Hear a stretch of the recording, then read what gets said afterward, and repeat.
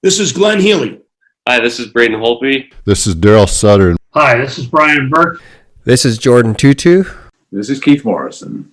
This is Kelly Rudy. Hi, this is Scott Hartnell. Hey everybody, my name is Theo Fleury. This is Tim McCauliffe of Sportsnet, and you're listening to the Sean Newman Podcast. Welcome to the podcast, folks. Hope everybody's having had a great weekend. And we got a little change of pace on a Monday. Normally, archive episodes come out Wednesdays, but we pushed Peter McCullough, Dr. Peter McCullough, on for this past Wednesday and have switched it around. So we got an archive episode today. We got a great one on tap. But before we get there, let's get to today's episode sponsors. First off, Jen Gilbert and team for over 45 years. Since 1976, the dedicated realtors of Coldwell Banker Cityside Realty have served Lloydminster and the surrounding area. They offer star power, providing their clients with 7-day-a-week access because they know big life decisions are not made during office hours. And did you know when it comes to rental properties, they are the biggest licensed residential property management company in the city of Lloydminster.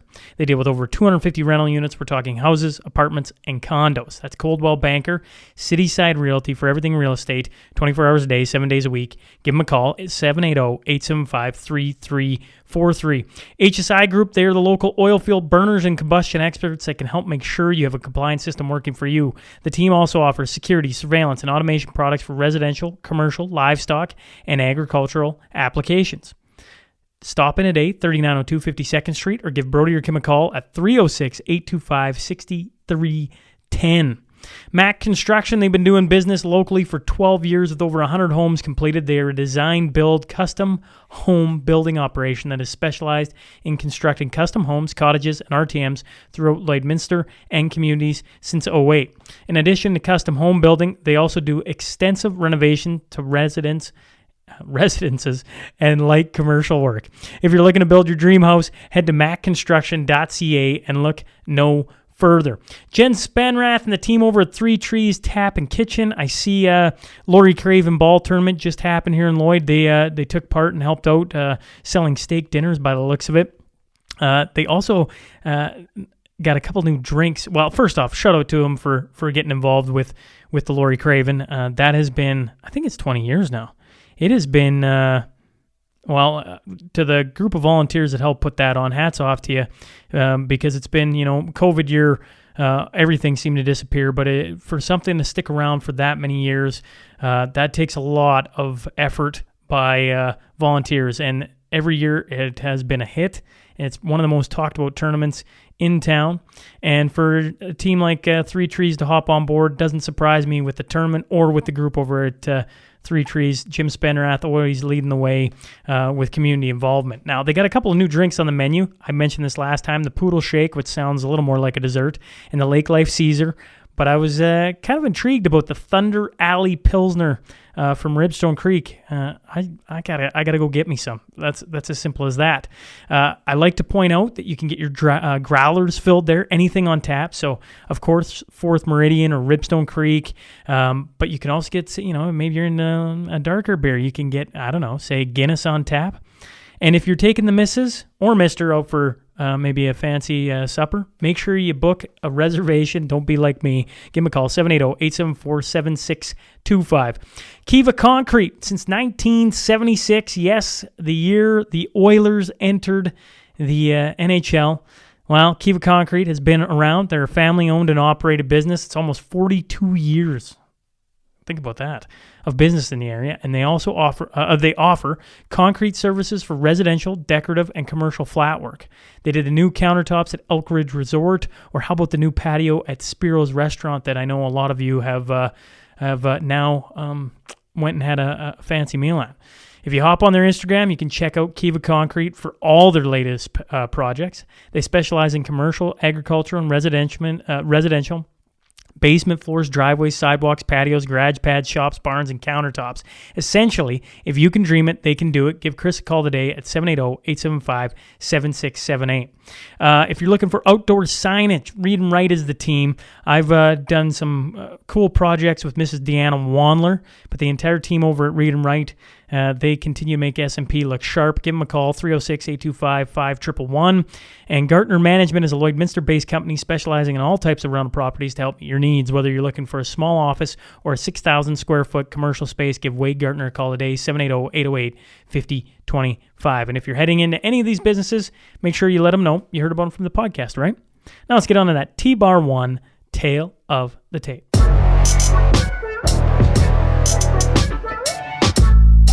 Born in 1937, originally from Balgonie, Saskatchewan, he's a father, husband, business owner, and community pillar. I'm talking about Dave McCaw. So buckle up. Here we go.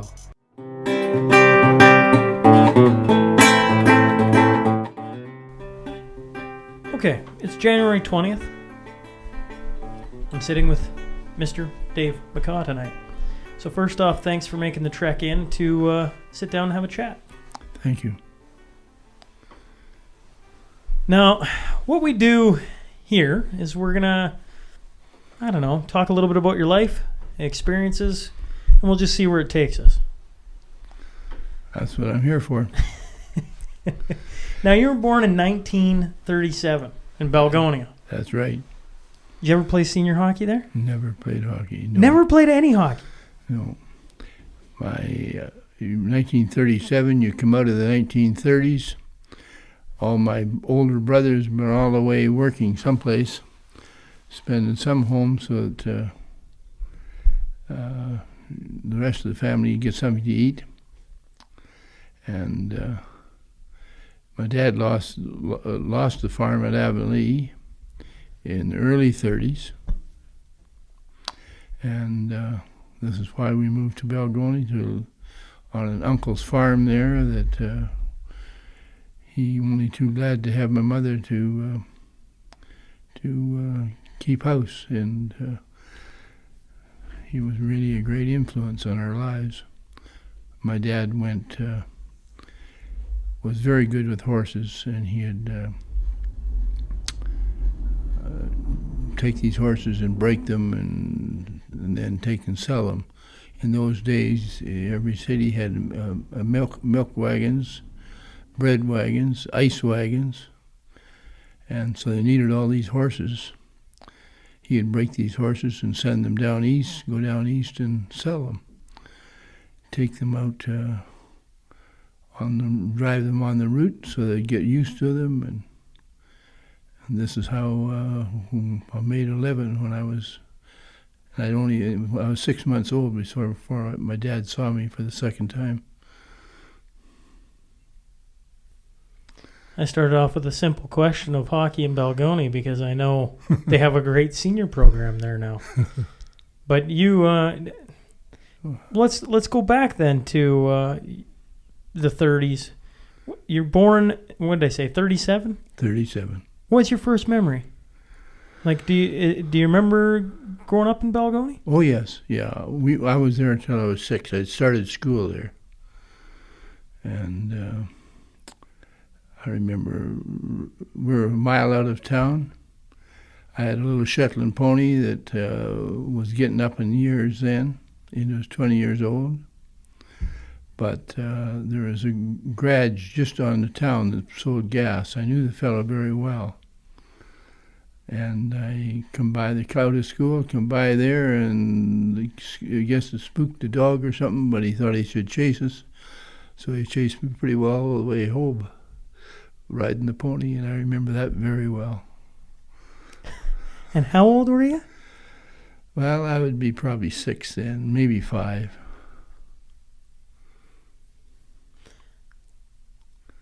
I'm always interested, well, I'm fascinated in all of this, but I find it interesting that you're out riding a pony at 6 years old, I guess, is where my brain goes immediately. You just think of today's world, and I don't think there's too many people letting their 5 or 6 year old out the door by themselves anymore. And isn't that a sorry thing that this country's come to that? That we can't trust our neighbors. A storm like we had in the last couple of weeks, I remember 2 men coming to our door, They had icicles all down their face and all down their front. We were back maybe a quarter mile from the road, and they seen what lights we had on come in, and they would have been froze to death if they wouldn't have found us. They come in and got warmed up and probably spent the night, I don't know, but I remember them coming to the door and looked like Frosty the Snowman. Can I ask you one favor? Can you move closer to the mic for me? Sure. I know that's going to be tough with that table, but if you got to slide around the corner, you got a quiet voice. Well, I'm used to hollering. Here, I'll come on a better angle for you so you don't have to. No. I just want to make sure that we don't go through all this to not have you. You got me with a big booming voice, and I never have that problem. I got to turn it down all the time. You know, when you talk of winter storms, I had a man from Vaughan on this past week, and he tells stories of trying to drive home from North Battleford and the snow being so bad that they got stuck on the road, and their father just left them there and went out searching for a house, and you know, and you're out in a white blizzard miles away from civilization, so to speak. And you just think now, I remember as a kid growing up and being a little bit nervous because you never had a phone with you, but now I mean, we're almost fearless because you can go anywhere and have that phone call to contact you to get help wherever you are. If everything works. If everything works. Who was just telling us the other day that they had lost their phone service where they were, I don't know who it was, but they didn't know what to do, and they weren't dressed for it. Yeah, I understand that. Because when we were kids, and I assume when you dressed for the occasion, and now, well, I go back to we feel a little bit fearless at times. Yeah. There was 10 kids in your family. Yeah, and I'm the youngest. And you're the youngest. Yeah. My oldest brother was 21 when I was born. How well did you know your oldest brother then? Oh, pretty fair. I remember him a bit before he went overseas. He was in the Army because he had been cat skinning prior to getting called up. And he was an excellent teacher. So as these kids would come along being joined up, and they'd get a lot of the tank division, he had to teach them how to run a cat and service it. He was stationed in Holland doing this, and never got more really over into the fighting, just what it was taking place in Holland. Never told about it, never told us about it, never enlarged on it, sent a few pictures home. When he came back, he had a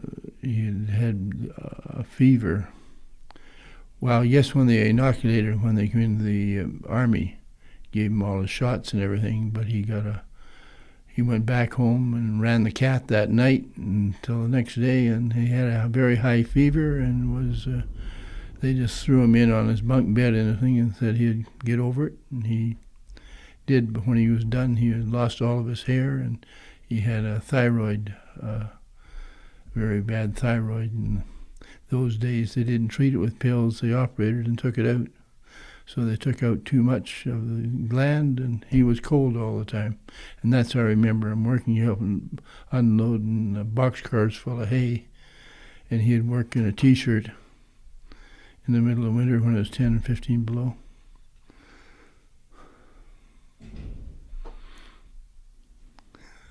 The medical industry has changed a wee bit? A wee bit. I probably have somewhat the same thyroid condition, but they take you about a half a pill a day now to keep me regulated. What can you tell me about being in a house with 10? Well, I guess the oldest one was 21, so he wasn't there. Oh yeah, and my next to me was 8 years different, so it was a sister. So I was a lonely child because Everybody was out and gone. you know, like when I was 6 and 7, she was 15, 16. So you're almost like an only child. Yeah, and of course they all bossed me around. They always took great pleasure in straightening me out. Well, I'm the youngest of 5. I can understand that. Do you remember the war years at all? I remember listening to remember we got a radio on a great big battery, and you could hear what was going on in the CBC. If you ever visit England now, there's a war room there very close to Buckingham Palace. It's underground. It's shored up with 14 by 14 timbers, and this is where Churchill went to when the war was on and was underground and directed everything from there. He had secretaries there typing everything in 4 copies. And they had to be word perfect. But he directed but the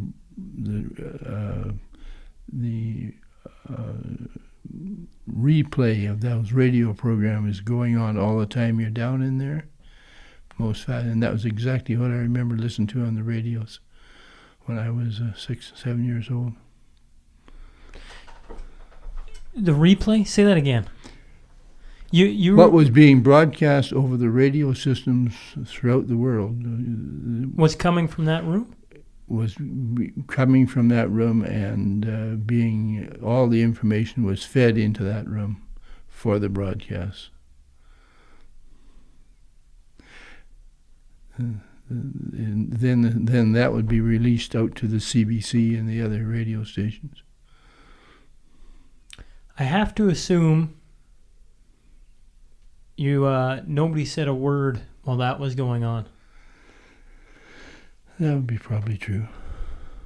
Well, they were in a soundproof room, I would think, as I remember now. But it was in a big, big deal. Yeah, and when I mean not a word said, I mean at your house. Oh, no. Oh, no, you just listened to that to hear what was going on. All of my 4 brothers that went overseas all come home, never had by accident.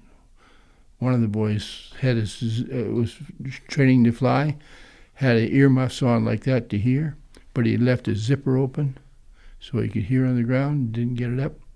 So he was stuck his head out by the windscreen. The wind caught his ear and took his eardrum out.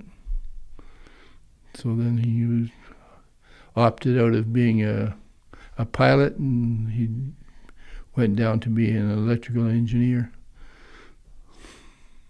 So you had 4 of your siblings fighting over in World War II? Yeah. One was in the Bay of Fundy, dropping depth charges on the submarines? Yeah, German subs.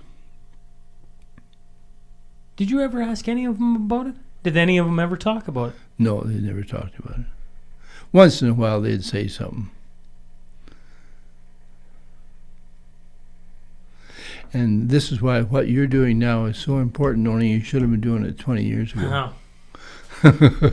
Hey, you were asking when you walked in, I probably said this 1,000 times, but one of my regrets, not that it really can be a regret because I've started, but you asked if I was Don and Dora's, if I was related. Well, I would have, Grandpa's been recorded, but Grandma Newman should have been recorded. She was a marvelous lady. There's a lot of marvelous people, though, that have come and gone. Oh, yes. And those stories are lost if someone like you hasn't recorded them or taken them down. I maintain there's a real book to be written there. I was reading. I interviewed the man from Vaughan was Bill Brownridge. Yeah. He's an artist. Yeah. Written some children's books, and he wrote one on and painted on the disappearing railroad system. Yeah. And he got to interview a World War I pilot. And I was just, wow, I was fascinated. Yeah. I mean, somewhere, maybe there's tapes of people that were interviewed from the war. I haven't found that yet. There's books. You can read about it. Yeah. I have a book of a friend of mine that I just buried here in the last few years, but he was in the Army, but he was going around blowing up bridges. They had rebuilding them again so he could get the Canadians and the Allies across, but somebody else went in and blew them up first, or he did. He's got a very interesting book. It's really just a book of his diary. There's big spaces in them where he never wrote anything in his diary. But so interesting. Well, as time marches on, those memories are gone, right? Yeah. And there's, I was saying this to Bill Musgrave. He was in here last week. And there's one thing to say about writing something down, but to have you here and sit here and tell us in your own voice, in your own words, with your own thoughts, that's something special. Have you got the ability to play an 8-track? Not an 8, just a cassette. I have a Bill Brown, Reverend Bill Brown, used to be a United Church minister here, interviewed my dad and got his stories, and I've got. And it's on a cassette tape. It'll be on the cassette. Well, we can. I am certain we can get that on a computer for you. Yeah. Certain. Definitely not a problem. I know a few people who can help. Yeah. It made me think of it now. We talked about it, but I've had that. I don't know how long.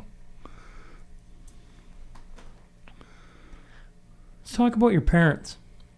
What did you mentioned that they lost the farm in Avonlea? Yeah. What did your father do?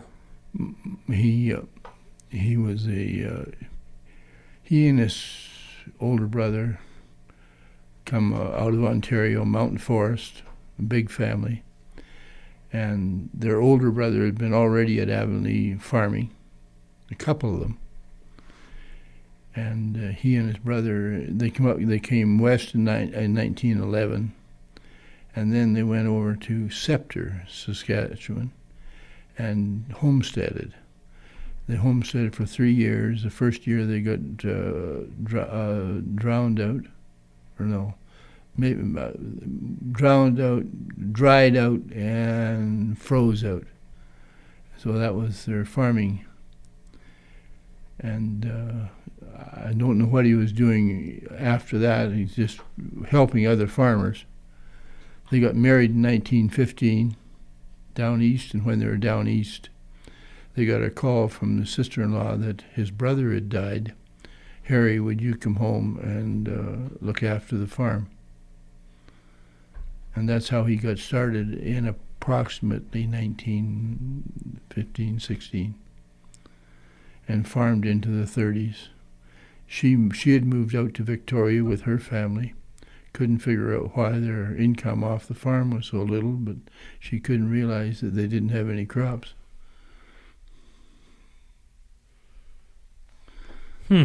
And that was the proceedings when he got off of that farm. And that would be in the late 30s. And by this time, once the boys finished grade 12, they got work before that on farms in the fall, in the spring, and in the summer. And got one of the boys who went and lived with another family, because they only had 1 or 2 children. And there was lots for him to do. He more or less got his room and board for helping on the farm. He's the one that became an electrician after he lost the eardrum. How about your mother?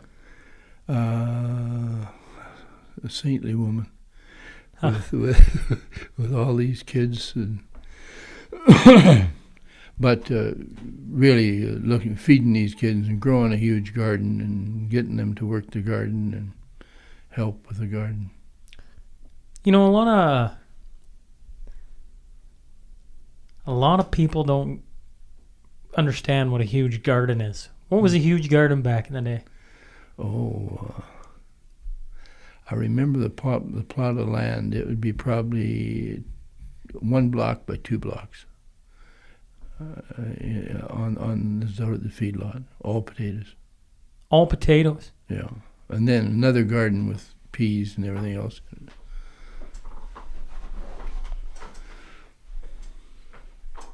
You know, I just don't think... it's easy to say, even now. You know, back then we had to grow gardens because, you didn't have, Walmart sitting there or Superstore or whatever store you want, Co-op, IGA. The cream off my mother our family would separate, milk the cows, separate that, drain the cream off, send the cream to town when the kids went into school, and but that cream check was the only real income they had to buy the essentials they couldn't grow. There was nothing they would think nothing of killing a pig, and if they didn't able to use it all themselves, they'd certainly give that some to the neighbor. So when the neighbor killed their pig, they get some back. And when it comes to pigs or livestock, did you eat everything? Pretty well. What would we find, like tongue and, I don't know, I can't... Tongue was very good. That was a real delicacy. My mother used to... And that was it was after it was cooked and cold. It was a real delicacy to have tongue. Tongue cold. Yeah.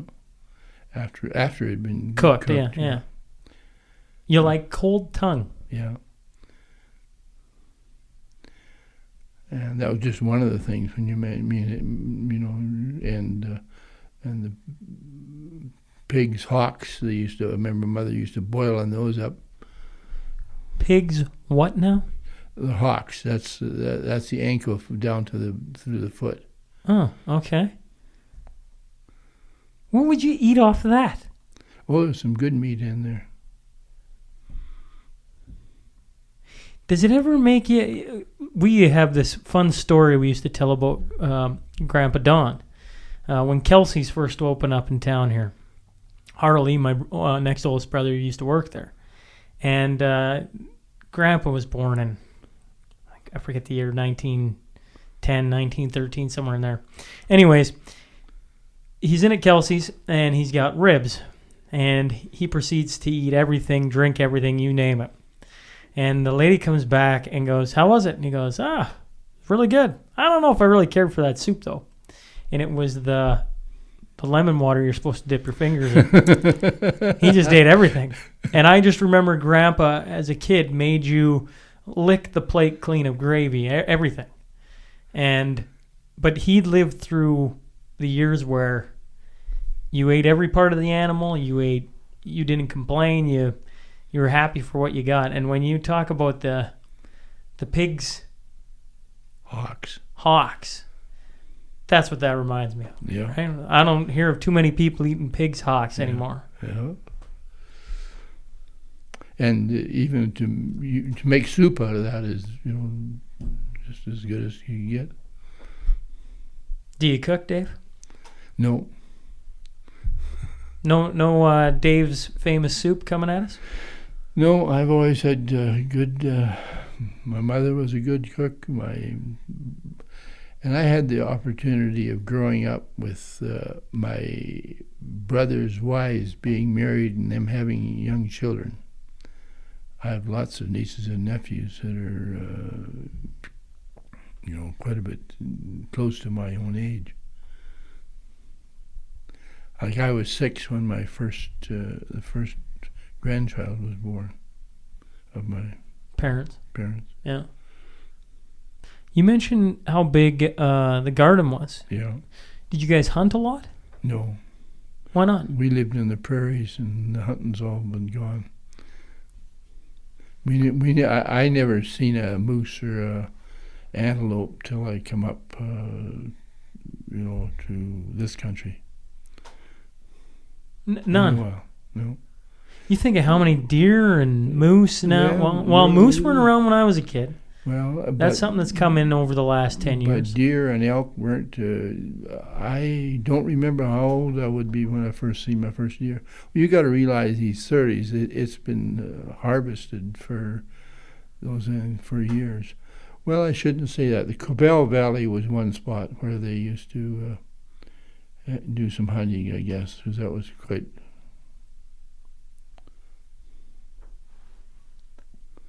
So then if you grew a big garden and then you had some livestock, essentially. Yeah.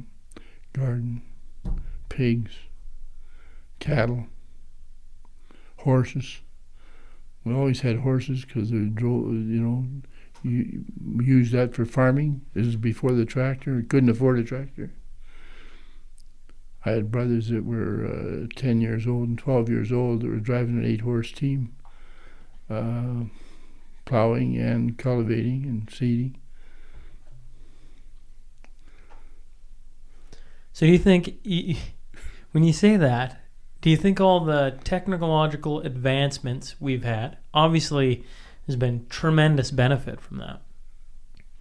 But as a kid, you had to learn at a pretty young age then. Oh, yeah. Like tons of responsibility. Yeah. It was my job to get the meal so I could transport it down to the thrashing crew so that they could have something to eat or coffee time. We had in summertime when it was nice weather, my mother would come with me. But if it was cold and so forth, I'd just take it down with one horse on a little cart with a big box on it for putting the meal on it.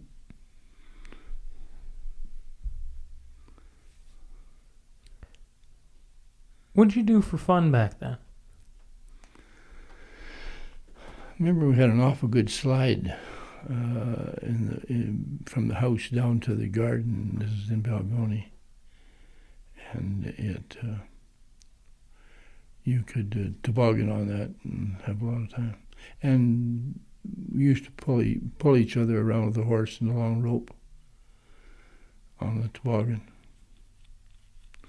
You'd hook a rope up to a horse and have somebody in toboggan behind and yank him around with the horse? Yeah. And then my pony, which I took when I rode to school, I was telling you about, I'd go to school on the toboggan driving him. And that's how I got to school in the wintertime.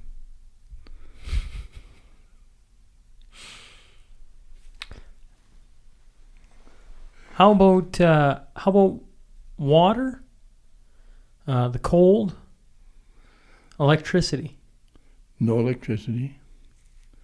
Although I shouldn't say that. My uncle that we lived with had to repair the telephones. It was his job of telephone repairman.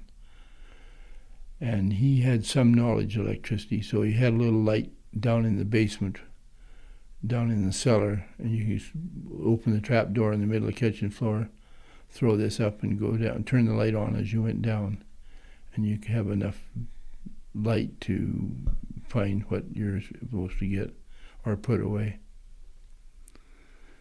And but water, we had a good well. That's how I got this lump on my lip when I was about 4 or 5.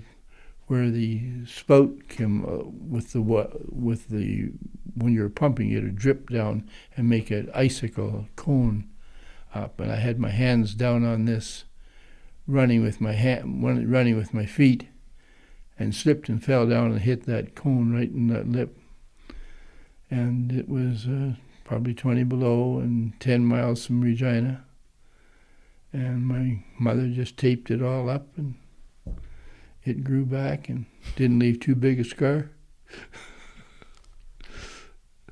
Were all 10 kids born at the house, or were there a hospital? No. All most of them are born at home. My mother gave birth at home. There was a couple of times the doctor come out. I think I read the other day that 100 years ago it was something like 95% of births took place at home. Yeah. It's hard to imagine. Were all 10 of you then were born at home? I believe so, but I could have missed All it. your kids were then born in a hospital, I assume? All my kids? Oh, yes. Yeah. Yeah. When you were growing up, did you have any ideas of what you wanted to do with life? Not really. I had a veterinary that lived next door to us when we lived in Moose Jaw. And he gave me a job, looking after the animals, taking the dogs out for a walk and this kind of stuff. And I learned a lot about, but I had always been used to handling horses up until that time, so it was never, I had no qualms about looking after animals and taking dogs out. And I remember helping the vet pull quills out of where they attacked a porcupine. A couple of, what do they call it, Dane dags that I had just went and both of them grabbed this porcupine at the same time and just filled their mouths with quills. But and then I'd go out with him and treat cattle right in the stall in the barn. And he also used to have a little airplane that when the weather was good and nice, he'd fly over and land and treat the cow and go to the next place. That was in the later 40s. So when along your travels do you go, I think the funeral home business is where I want to be? Oh, older brother, McCaw, he was just at the age when he finished grade 12. He tried to join up, and they said, "I'm sorry, we don't need you. The war is just about over. You're the fifth one in the family. We're not going to let you join up." Hold that thought for a second. You're saying they'd only allow so many of a family to join the war effort? Because the war was just about over. This was 1945, I guess. Mert had graduated from grade 12. He was working on the feedlot with my dad and wasn't making a lot of money, but they were feeding a lot of cattle, and being a hot-headed Irishman and my father being the same breed, they decided to disagree. He went into Moose Jaw to see what he can find for a job, and the only place he could find, they'd say, "Yeah, we got a vacancy, but we're waiting for the boys to come home from overseas." So they said, "Well, I think the funeral home's interested in somebody." So he went over and saw them and got a job, and he only had to work 24/7, 7 days a week. And he did that and ran an ambulance and got his embalmer's license. And then he found out that there was an ad in the Regina Leader Post. We're looking for an embalmer in northern Saskatchewan. So he applied and come up to look the situation over in Turtleford and Maidstone, and these fellas had a bit of a funeral home operation going, but they needed an embalmer and a funeral director, so that's how he got started in 1948. So him being in the business, I remember I came up to visit him for Easter of 1952 or 53 in there someplace. And was there and I remember going out and snow had all melted, and we went out and shooting gophers. And the young fella I had with me too, we had a great time. So that's how I kind of got interested in the funeral business a little bit. Then when I had turned 16, he wanted me to come up and stay with him and go to school, because his wife was expecting their second child. And he kind of hated to leave her and go across the river and not be able to get back and so on. So that's why he wanted me there as security, and I'd also run him out to the river, and he'd either walk across on the ice or take the cable car over. There was a cable car? Cable car. Well, the same cable that the ferry ran on, only it was 20 feet off the water. Really? Yeah. You'd climb up the tower, get on the seat that's hooked onto the cable, let go, and you'd go real good going the first half without, but then you had to hand over hand going up the next half. Really? And you had to have pretty good mitts or gloves on, or they were just shattered when you're done. I've never heard that before. I only made one trip, but I thought my arms were going to play out. What happens if your arms played out? You stick a block in and wait till you feel better.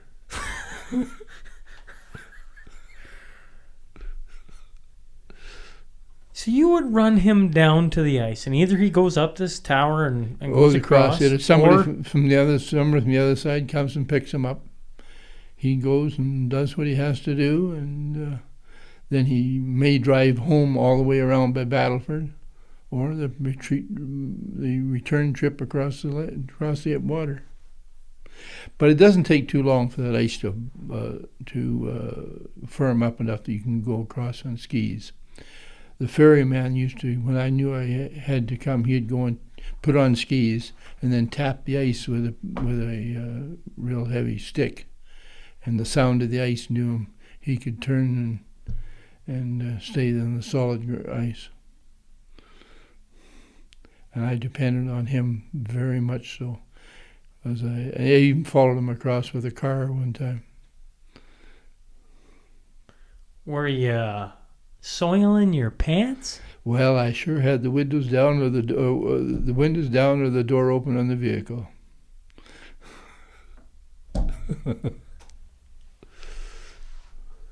You don't even think about it.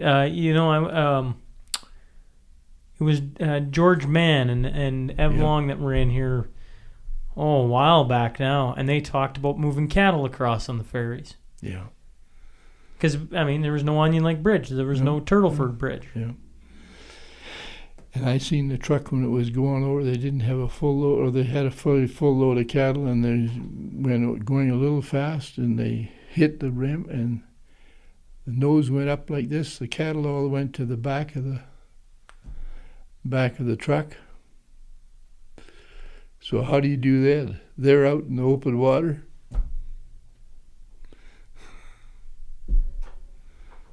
I'd come along just after this had happened and seen it. Knew I couldn't get across, and I had a time constraint, so round by Battleford I went. You've seen the sign on the Payton ferry when the other side of Payton, sometimes when it's open and sometimes when it's closed. Yeah. Well, I actually take it all the time. Yeah. In the summer, I thoroughly enjoy it. Yeah.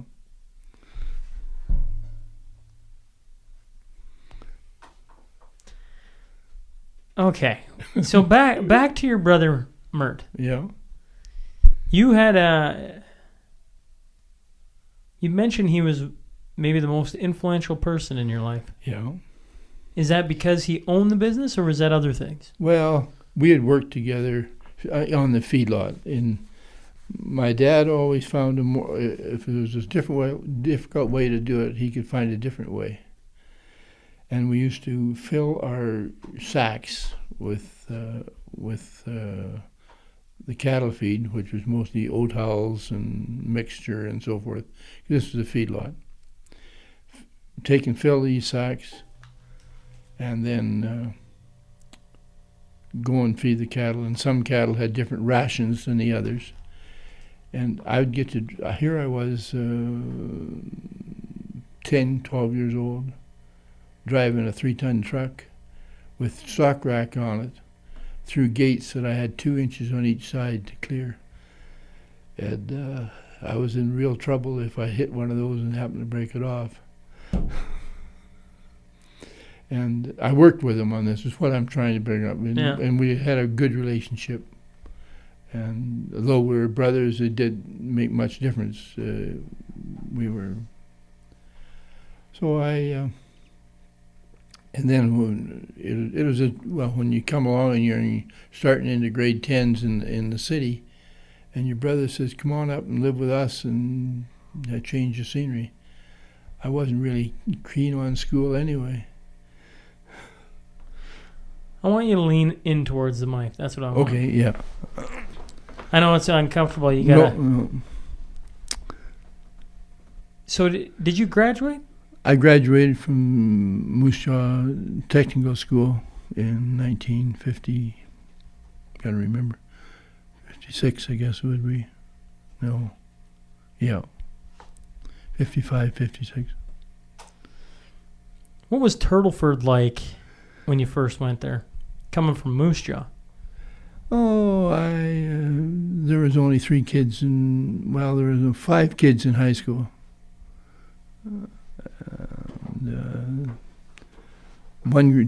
2 girls in grade 12, and I think 2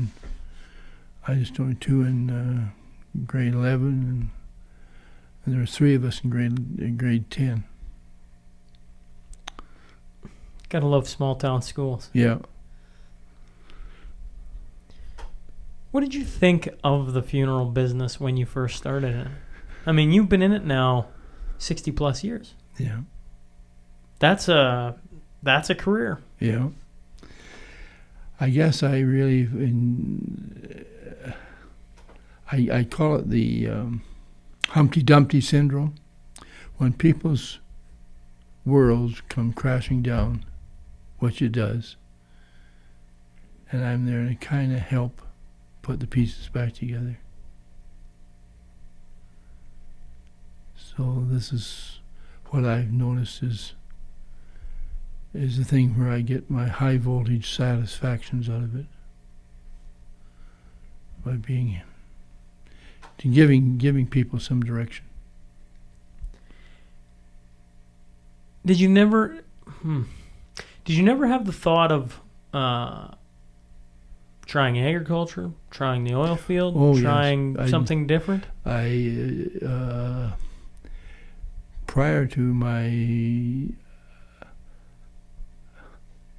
I had all kinds of good friends down in the Rollo area, because my brothers had all grown up there and working there.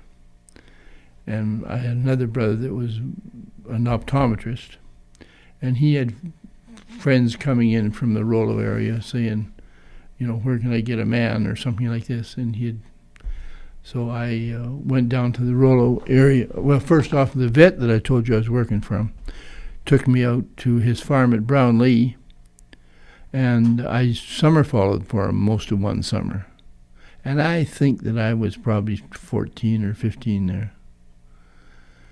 And so the next summer I had this bit of experience, and I went down to work for a farmer down there and room and board, and I made $125 a month, swathing, cultivating, running a small cat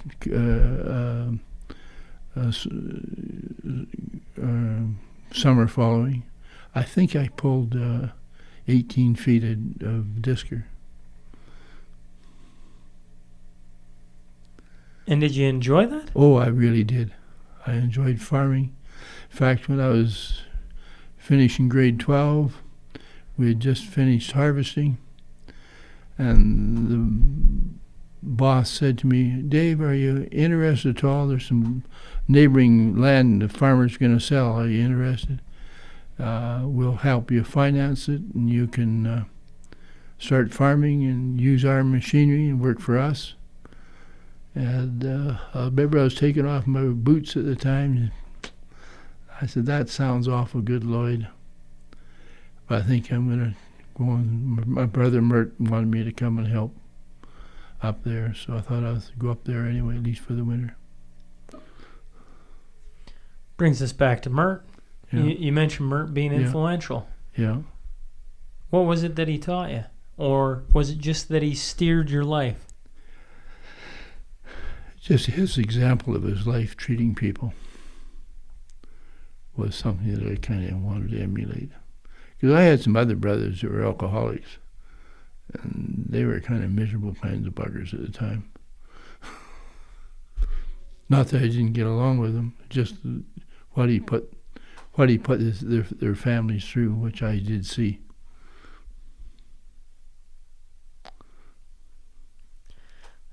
Brings us back to funeral home and funeral. You said something there that I guess I'd never really thought about. You mentioned Humpty Dumpty and helping put things back together, and all I can see is the pain and how uncomfortable that must be. And in the beginning, you guys ran ambulances, right? Oh, yes, yes. So you would have been in some, shall we say, unique scenarios? My brother Mert, when he was working at the funeral home in Moose Jaw, his girlfriend come by. She was a nurse. Come by just to say hello. And they were yakking out. He was out hosing the sidewalk down and been washing cars and so forth. And they come out and kibitzed a bit there on the, and she had just run in to pick up her fur coat and was going back southern to a small town south of Moose Jaw. And when they had said goodbye and everything, and a little while later he got an ambulance call to head down to where she had crossed the tracks. And sure enough, she had been hit by the train. And I think that's where he said, I guess this is where I most needed to. And I remember how distraught he was, but yet he carried on and did what he had to do.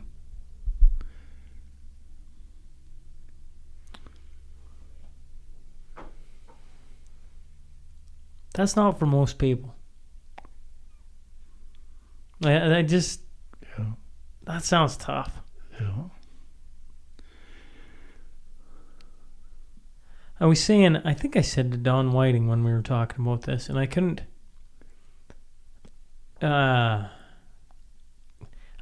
somebody has to do it, right? Like, Oh, yeah. it's not like it's not needed. It's very much needed. And you and your family have done an amazing job at it. But it is still a tough job. You're not, I don't know, in this area, you're not playing for the Oilers. You're not, I don't know, many of the 1,000 different jobs you could probably have or different companies you could run. Like, it feels, you said it gives you a sense of, not enjoyment, that's not the right word, but you said maybe fulfillment? High voltage satisfaction. High voltage satisfaction. Yeah. Yeah, I remember having a very good... he was a United Church minister, he used to be here in town. And that was one of his sermons. What avenues are you exploring in your life or in your living that you get a satisfaction out of? real satisfaction. And are you able to do this so that you can get satisfaction? And I guess that's where I got that phrase from. You get real satisfaction out of helping people. Yeah. Yeah, I remember a young fellow that he was in the scout troop with my two sons, and his mother got very, very sick. I remember him not wanting to go see her after she had been fixed up. And he stammered and stammered about going in. When he went in, and he come out and said, "Thank you, Dave. Thank you. You given me my mother back." But she had whatever disease that she had. She was not the body of his mother that he loved.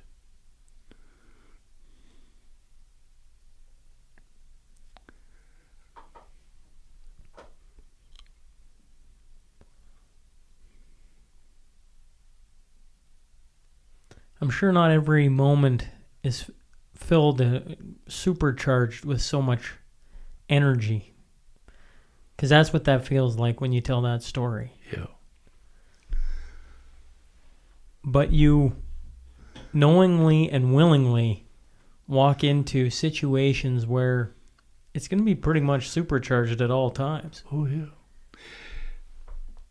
They're mad at the people that are surrounding them because the doctors didn't treat them right. The nurse mishandled this. You know, they can make all kinds of excuses why their loved one has died. But one of the things they have to do is accept it for themselves. And seeing is believing. And that's why I believe it's so important that families view after death and see their loved one dressed and cosmetized and in a comfortable bed so that they can have a chance to say goodbye.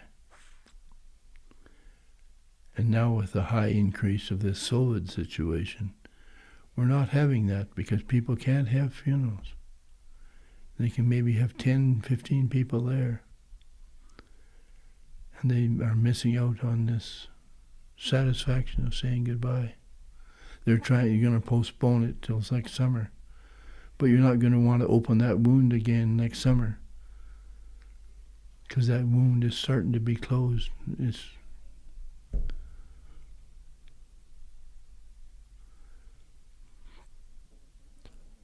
What do you think of COVID? You've lived a lot of years. I've lived a lot of years. When I came into the business, it was just at the time that the polio was rampant. I've embalmed cases that had died from polio. Whether I've got the right kind of genes that it didn't get me I'm just so thankful that God has spared me not to have it. But, and as I told you, I had an uncle that died back in 1516, and he died of the flu then. In what year? I think it was 1916 or something. Oh, you're talking the Spanish flu. The Spanish flu, yeah. So I've known about it for a long time because I remember my dad talking about this, and this was the farm that really most of my family grew up on, was his farm. Was the uncle who passed away? Yeah.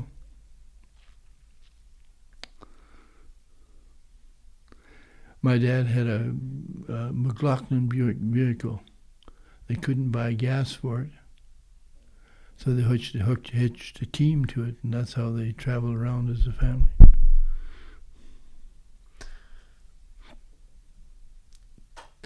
I've heard this story similarly told before, that essentially you can't afford gas. So instead of just letting the car sit there and do nothing with it, you start pulling it around cut the top off and... Well, you can use it for a truck, yeah, but if you have a big family, if you want to go someplace, you have to... Let the horses pull? Yeah. Sure paints a picture of what that time was like. That would be a picture that would tell 1,000 words, wouldn't it? Yeah. Really tell a story. Yeah.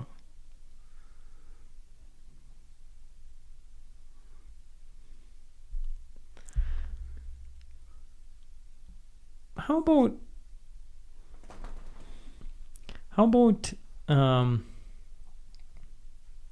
marriage? When I was shingling the roof on my brother's house in Turtleford after I'd come to work for him full time, the girls from the bank were walking down the street to where they room and board, which wasn't very far. It was kind of just across the street. And of course, a bunch of young guys on the roof shingling. Did let this pass by without some comment. So this is how we decided that we should probably... there's about 6. The fellow was the driver and his girl. They'd been going together for a long time, but they anyway they invited me to go out for a drive anyway, and we went out to the lake, and of course then we went for a swim and but that's when I met my first wife, and we corresponded for quite a while. I had Corresponded, you mean wrote letters? Wrote letters because I had moved back to Moose Jaw, I guess. Must have been for finished grade. So I had been back to Moose Jaw anyway. We started writing letters, and then we talked about getting married, and then she said, well, if I'm going to get married, and she was the oldest of the family, I better go back and help Mom. There's Mom and the family had all moved back to Ontario. I should go back, and so we corresponded then till the next summer. I'm curious about this because in today's world, phone calls, video phone calls, planes, trains, automobiles. Oh, yeah. You were dating a girl that you were wanting to marry, and you were just corresponding with letters? Just corresponding with letters. I would write about at least one letter a week, and she'd write one or so or two. When I went down east to get engaged, I hitchhiked down. You hitchhiked down? Hitchhiked down. When I got to Winnipeg, I had to go through the States. So why did you have to go through the States? Well, I forget why. Something about how hitchhiking, they wouldn't allow it or something. And it was, they wouldn't allow it through the east side of Manitoba into Ontario? No, into the States. Went down to Emerson, Manitoba, and across north of the lakes. But once I got it back into Canada again, and I could get a ride. I had one gal pass me 4 times. And finally the last night she says, you haven't chopped anybody's heads off for getting a ride with you. I'm getting terrible tired and I'd like some company. So she gave me a ride, I don't know how far. After about the first 100 miles, she said, you drive, do you? And I said, yes. Would you mind driving then? So she let me drive her car. And would you ever let any of your kids hitchhike these days? oh, I think I would. Yeah? I do from Sandy Beach in. You do not. Really? Yeah. A couple times you've hitchhiked in from Sandy Beach. Oh, yeah, I know everybody. I don't know why I find that so strange. I mean...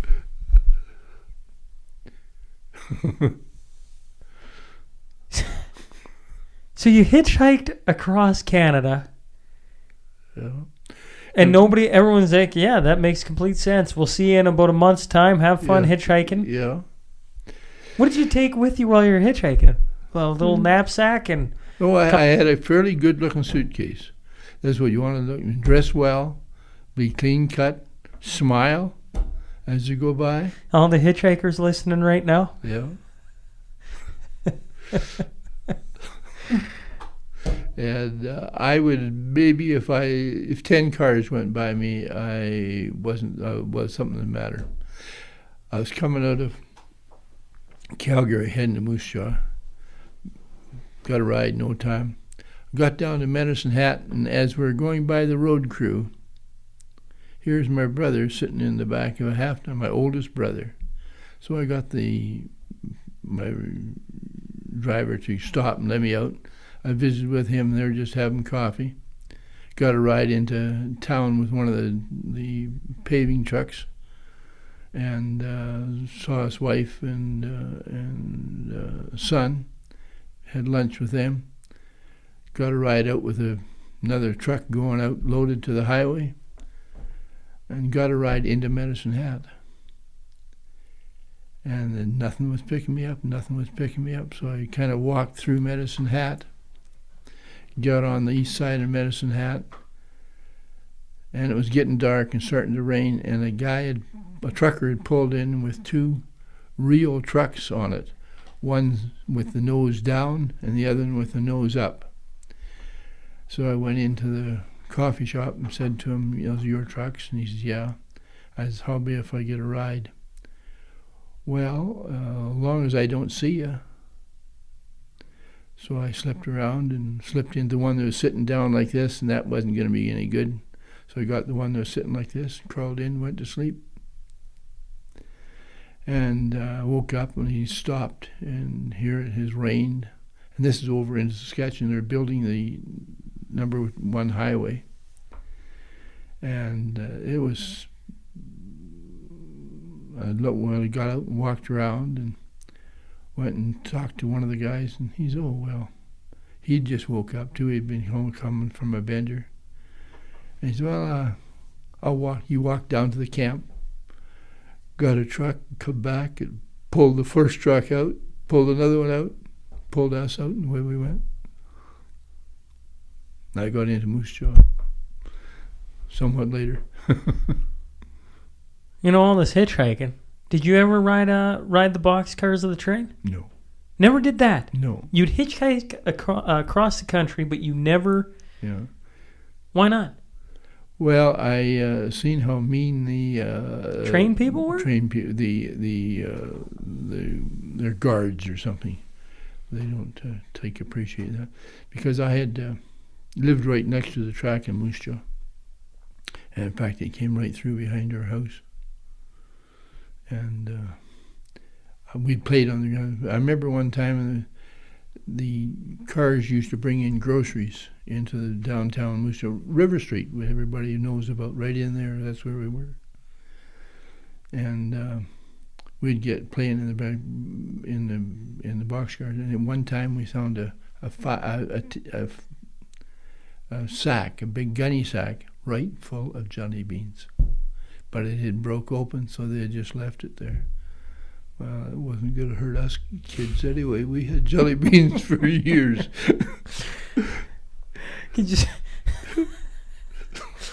You come home and you're climbing the walls, and your parents are going, "What is wrong with these kids today?" Yeah. What have you learned in marriage? Treat your wife like a queen.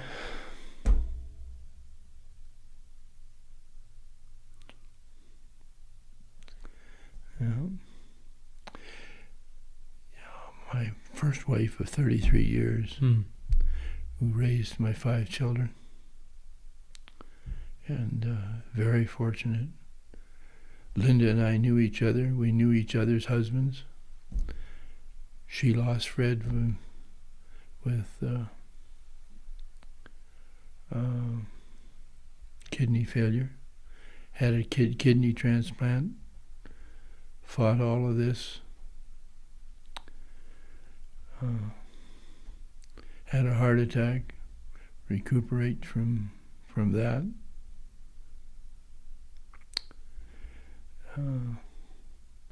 And then to have a very happy marriage, our second marriage, which we're going on now 29 years, 28 years. You know, I would say that I tell everyone that comes in here, I mean, combined, then that's over 60 years, right? Yeah. Am I doing the math on that right? I tell everyone who comes in here, like, that's exactly what I hope to do, right? I think we're in year 7. And I always search for not only life advice, but I think marriage, there's so many, divorce has become so easy now. And I don't mean easy in the sense that you get divorced and it's easy. I just mean it's easy to get through the process almost. Yeah. Heck, there's lawyers who make their livings off of it. Yeah. So I'm always fascinated because I know it is not. Obviously, you two can attest to that. It's not all sunshine and rainbows. There's tough times. And even when you're in the best of times, chances are there's some tough times lurking right around the corner. Yeah. Yeah, she lost a daughter very early in her marriage. I lost a son shortly after that. Do you care to talk about it? Sure. Well, I think I don't know. Yeah.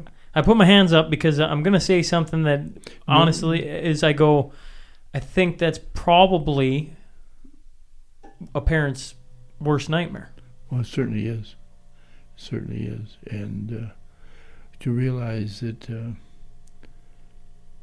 in my case, a drunk native who had been chasing everybody off the road from Tullaby Lake, and I seen him. I'd been in harvesting my potatoes. We were all loaded up. I had the truck and my trailer and the tractor on the trailer, heading out to the acreage, and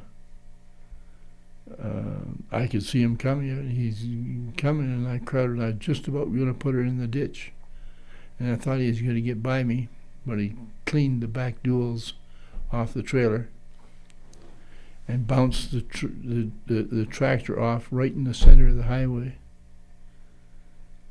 still upright on all fours. Went airborne, and my son was following behind me in another car, airborne, and landed on top of his little Toyota, right on the driver's side. And I was right there. And I guess all I said was, should I go find a pipe wrench and beat his head off? Or should I have to start working at forgiving him?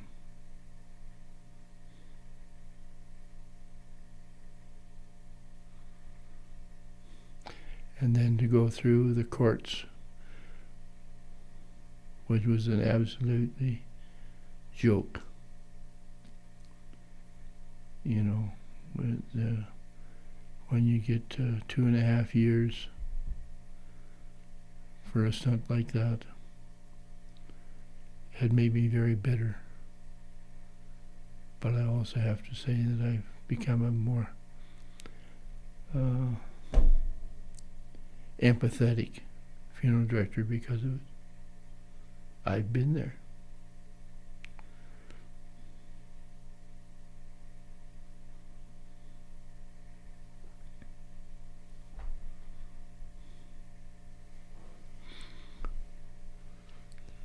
Well, first off, I don't have any words. If it was different times, I'd give you a big old hug because that's the only way to deal with things of such. I don't know. How can you make sense of that?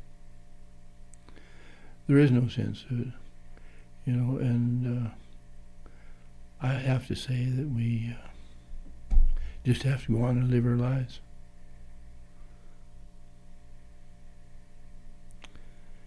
And be thankful that we have the freedom in this country to heal. And this is what I haven't mentioned about it, but I say my faith in my Lord Jesus Christ started probably when I was about 17, 18. Going through my brother Mert's family after he died, helping them and seeing what happened, seeing how their kids grew up without a father. Had a pretty good stepdad, but wasn't his father, wasn't their dad.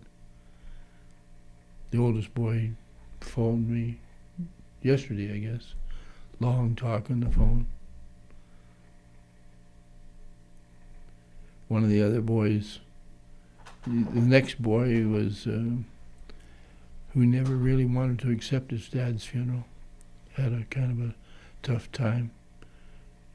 Married a couple of times. The next boy has been out of whack for years. What his problem is, that whether it's drugs, what he is, he's an excellent welder, taught welding, got into real estate, just lost his shirt. The daughter, who is a beautiful girl, which I remember, lived with him when she was growing up. They was married in the States, and her husband at the time, he was offshore drilling out of Scotland, and she lost a little baby girl, and brought her back home here to be buried by her dad.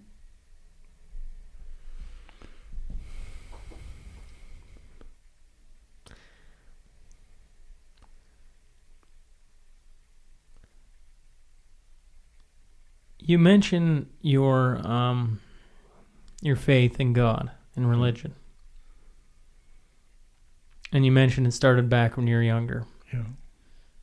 What is it about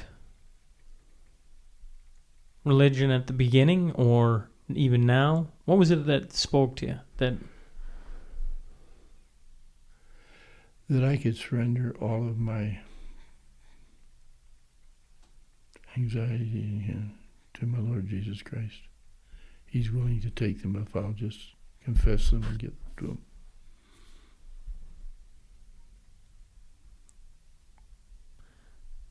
Does it concern you at all that? Well, I think I'm right in saying that in today's world there's definitely less emphasis on church and going and having a religion, and very much so.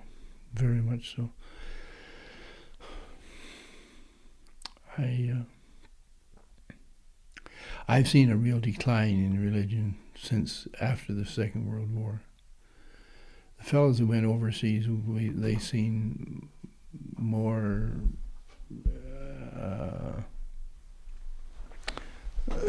strife than most of us know, and they came home and were never to unload this. They had a very small, I call it a vaccination from religion. They were vaccinated and they never really grew in their Christian faith. If it was mostly through their wives and children's involving in religion or in church. Whereas their grandparents, it wasn't a choice. They needed to be involved in church. Like I noticed in a lot of my old records of seeing baptismal certificates from families where their baptized in Ireland or Scotland or someplace, and it says on the form,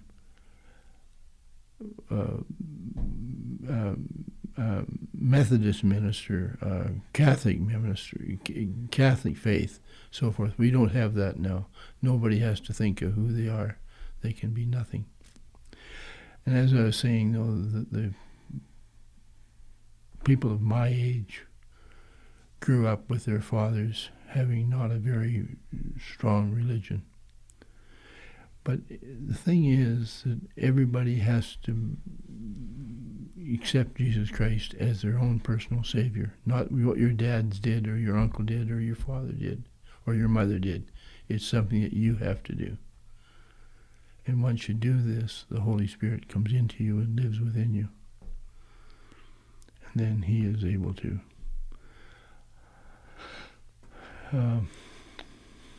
help you through all of this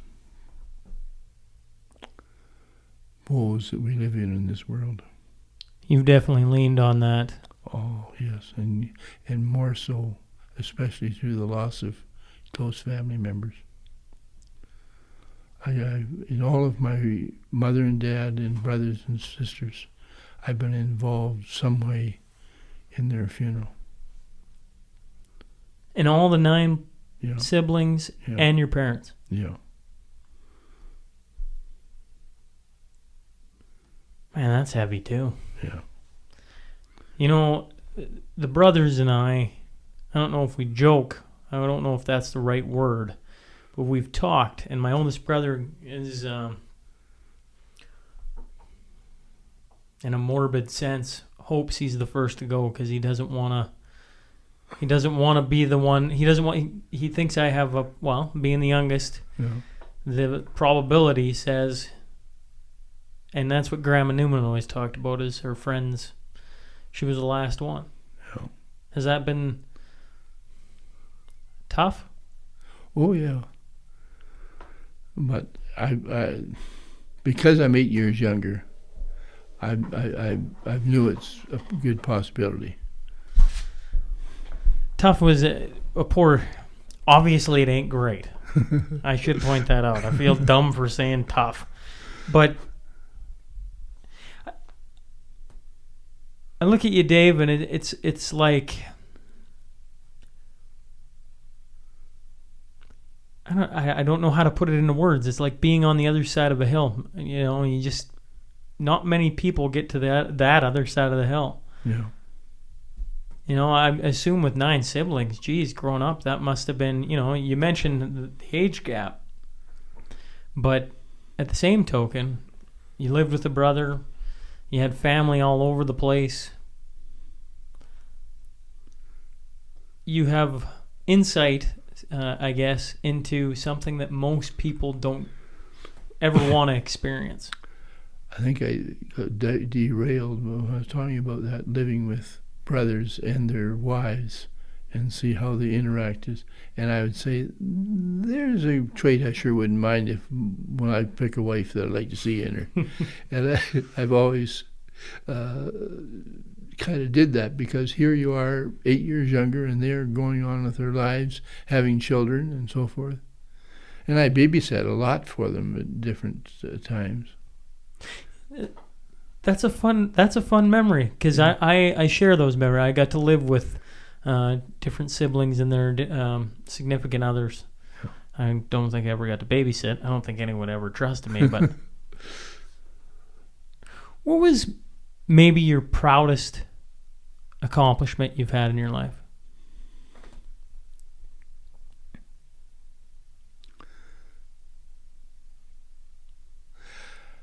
I guess seeing my grandchildren wanting to come into the funeral business. Was it something you tried to steer them away from? No. I showed them every avenue of it that I could that we're involved in.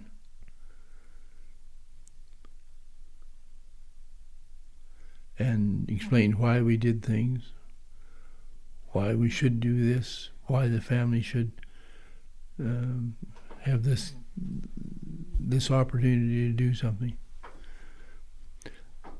I go back to this story. Years ago, when a couple lost a child at birth, or maybe stillborn, the feeling at the time was, well, we shouldn't burden the mother anymore. We should, usually I'd get a grave dug, the father of the child, maybe the minister, and maybe somebody else, but leave the mother right out of it and go out to the cemetery and bury this child. Some 30 years later, I had a lady phone me, introduce herself, and says, "Dave, what did you do with my baby?" Her and her husband had never spoke about it. She didn't, and she was just didn't know who else to turn to. So I explained to her where we buried the baby and what we had done. And she said, "Well, thank you. I've been having nightmares about this for years because it wasn't handled properly." And that's one of the disappointments that I have, that I didn't know this or took somebody else's advice for it.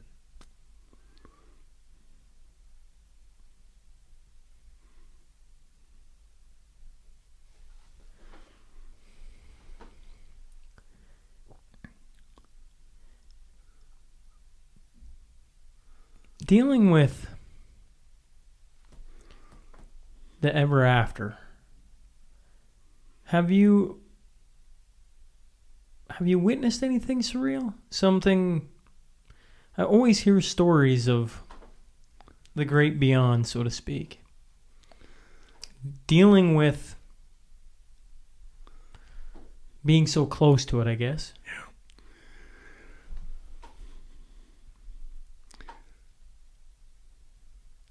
I haven't experienced anything myself that's extraordinary. Linda's got some good stories of being a nurse, whereas just prior to the die, there was a bright, beautiful light shining down, and many others. But she's had a couple with those. Being a nurse as long as she's been, and nursing a lot of times her own family.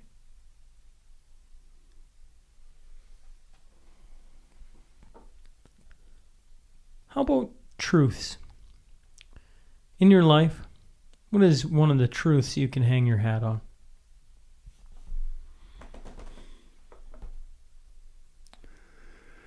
Well, I'd have to say where I've surrendered to Jesus. There's nothing I can do, Lord. It's all on your shoulders.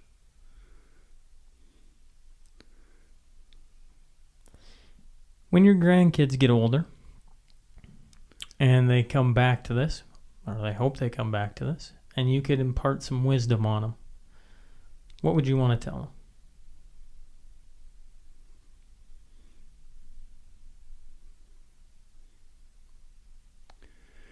Well, be sure you seek guidance and direction and pray about it.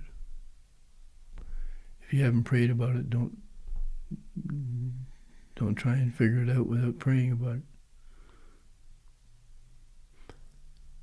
One final one before I let you get out of here tonight, just because I'm scrolling over my notes. You said your favorite memory of Lloyd was them moving a school. What school was that? The Bishop Lloyd was it? It was the Bar Colony School.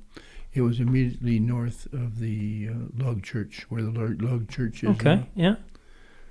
That's where it sat there, and they dug under it with bobcats. And shored it up where all the pilings were. Cut the pilings off. Picked her up on. I think they cut it in half. picked up one section and wheeled her down to Alberta. Quite the sight. Yeah. And about the same time they moved the water tower out to Kitscotty. Moved the water tower out to Kitscotty, too. Yeah. That must have been quite the sight, Yeah. too. They sturdied it, jacked it up, welded it to the trailer, weighted the trailer down, whatever we had. Off she went. Any closing thoughts before I let you get home? I think that I think it's really important with what you're doing. As I think I've answered, but I've been thinking about this for years. I sure hope that somebody can get some of these stories down. As in our funeral home, we're writing obituaries for people all the time. And these people are all younger than the stories are, they don't know the stories of traveling out and freezing and trying to find a place to get warm. Well, I appreciate you coming in and sitting down and doing this for a little bit tonight. I don't want to keep you all night because it is closing in on 9 o'clock, but I appreciate you coming in and sharing a bit about your life. Well, thank you very much. We appreciate it. And I know that I'm very thankful that someone's doing what you're doing. Keep up the good work. Thanks, Dave. And I knew your grandma and grandpa, Don And Dora. Dora Newman. I gotta, selfishly then I have to ask, do you have any memories of them? Oh, yeah. Yeah. Anything that comes to mind? Oh. Just all the dealing. There were always all the dealings we had with them, and I remember where your grandma used to sit in church when she come alone in the United Church, to a funeral. This is where she wanted to sit. And they were very close to me because they lost a son. Yeah, Tommy got hit by a train in town. Actually, you want to know one of the strangest things that has happened on the podcast is I interviewed Terrence Bexon. Okay. And my memory's failing me now. Darn, I don't want to tell the entire story because I'm not going to get it right, but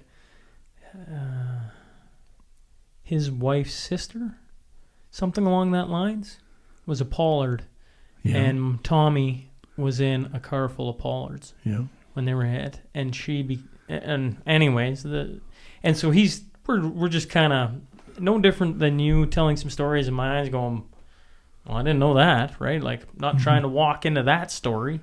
He walked into the train wreck, and there's a moment in the podcast where I go, my uncle was in a train wreck, and we kind of have this like strange moment where you just, But yes, he was killed by a train. First day of school.